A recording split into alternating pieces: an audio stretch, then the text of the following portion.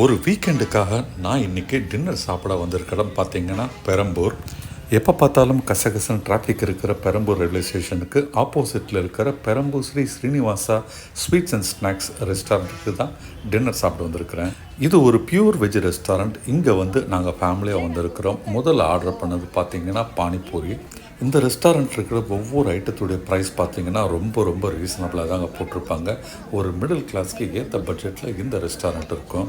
அதனால் எப்போதுமே ஃபேமிலியாக தான் இந்த ரெஸ்டாரண்ட்டுக்கு வந்து சாப்பிடுவாங்க. பொதுவாக பானிபூரி சாப்பிட்ட பிறகு எங்கள் ஃபேமிலி ஆர்டர் பண்ணது பார்த்திங்கன்னா கொத்து பரோட்டா. ஒரு கொத்து பரோட்டா ஆர்டர் பண்ணால் 2 பேர் தாராளமாக சாப்பிட்லாம் போல இருக்குது. அவ்வளோ குவான்டிட்டி கொடுத்துருக்குறாங்க. இந்த கொத்து பரோட்டா கூடவே சாப்பிட்றதுக்காக ஒரு ஆனியன் கப்பில் கொடுத்துருக்குறாங்க.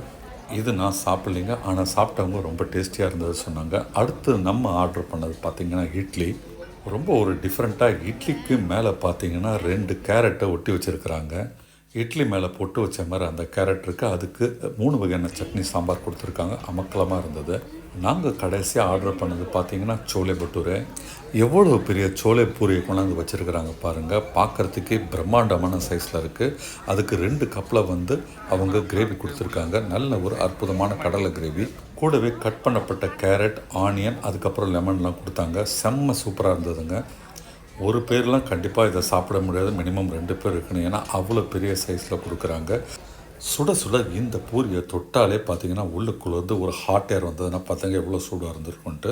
பெரம்பூர் சீனிவாசான்ற இந்த ரெஸ்டாரண்ட் பார்த்திங்கன்னா இன்றைக்கி சென்னை ஃபுல்லாக பல இடங்களில் இருக்கிறாங்க.